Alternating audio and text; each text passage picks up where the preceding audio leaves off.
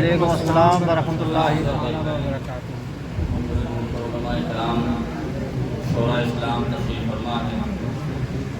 اور بڑی خوشی کی بات ہے علماء کرام سادات صاحب تشریف فرما ہے۔ دونوں جہاں سے برتر یا رب ہے نام تیرا،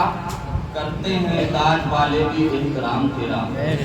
کرتے ہیں ناز اپنی تقدیر پر الہی، ہم کو ملا رسول خیر الانام تیرا،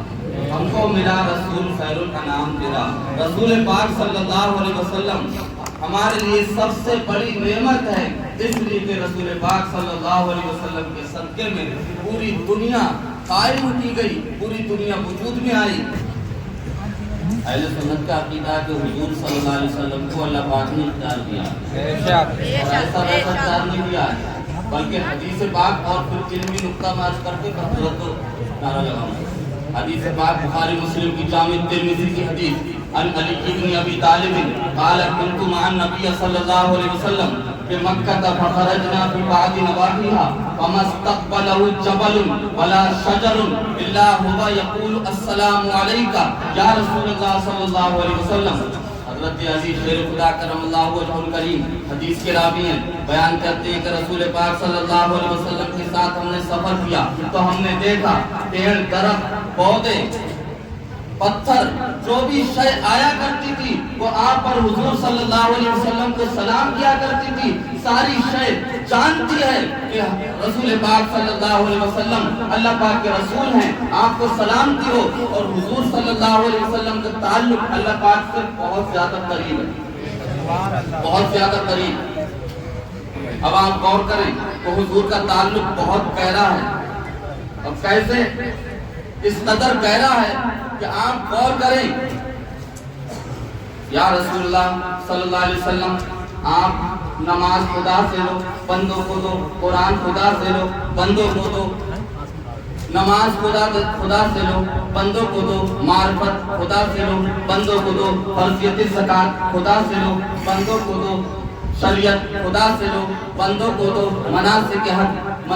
حج خدا سے لو بندوں کو دو۔ یا رسول اللہ آپ کو جو چاہیے، یا رسول اللہ آپ کو جو چاہیے خدا سے لیتے رہو، اے میرے بندو تمہیں جو چاہیے وہ مصطفیٰ سے لیتے رہو۔ تو رسول پاک صلی اللہ علیہ وسلم کو اللہ پاک نے مختار بنایا۔ قرآن پہلے توریت کے حافظ صرف حضرت موسیٰ علیہ السلام امت میں، زبور کے حافظ حضرت داؤد علیہ السلام کو امت نہیں، انجیل کے حافظ حضرت عیسیٰ علیہ السلام کو امت نہیں، لیکن رسول پاک صلی اللہ علیہ وسلم کا صدقہ ہے کہ اس امت میں بچہ حافظ قرآن بنتا ہوا نظر آتا ہے۔ یا رسول اللہ اب دو باتیں میں عرض کروں، قرآن کو اور اہل بیت کو مضبوطی سے تھام لو، کبھی گمراہ نہیں ہوگے، کیونکہ حدیث پاک رسول پاک صلی اللہ علیہ وسلم نے ارشاد فرمایا ایھا الناس قد ترکت فیکم الثقلین، اے لوگو میں تمہارے درمیان دو بھاری وزندار چیزیں چھوڑ کر جا رہا ہوں، ایک اہل بیت اور دوسرا قرآن۔ جب ان دونوں چیزوں کو مضبوطی سے تھامے رہو گے تو کبھی گمراہ نہیں ہوگے۔ اس لیے کہ ایک حدیث کے پاک کے اندر ارشاد فرمایا اصحابی کا نجوم اقتدیتم اہتدیتم، میرے صحابہ ستاروں کے مانند ہیں، ان میں سے جس کی اقتدا کرو گے ہدایت یافتہ ہو جاؤ گے۔ تو ایک نکتہ عرض کروں تو سادات کا احترام ضروری، اور اعلیٰ حضرت فاضل بریلوی نے اپنی کتاب فتاوی رضویہ میں لکھ دیا، فرماتے ہیں یہ ادنا غلام فقیر سادات اکرام کے قدموں کی خاک پا، یعنی قدموں کی دھول ہوں، اور فرماتے ہیں سید اگر بد مذہب ہو جائے تب بھی اس کی تعظیم نہیں جاتی جب تک اس کی بد مذہبیت حد کفر تک نہ پہنچ جائے۔ اس لیے کہ سادات کا احترام ضروری، اگر سادات سے اس کے بد عمل سے نفرت کرو، سادات سے نہیں سید سے نہیں، اس لیے کہ سید کا احترام اعمال کی وجہ سے نہیں ہے بلکہ رسول پاک صلی اللہ علیہ وسلم کے کمال کی وجہ سے، نسبت مصطفیٰ کی وجہ سے سید کا احترام باقی رہے گا۔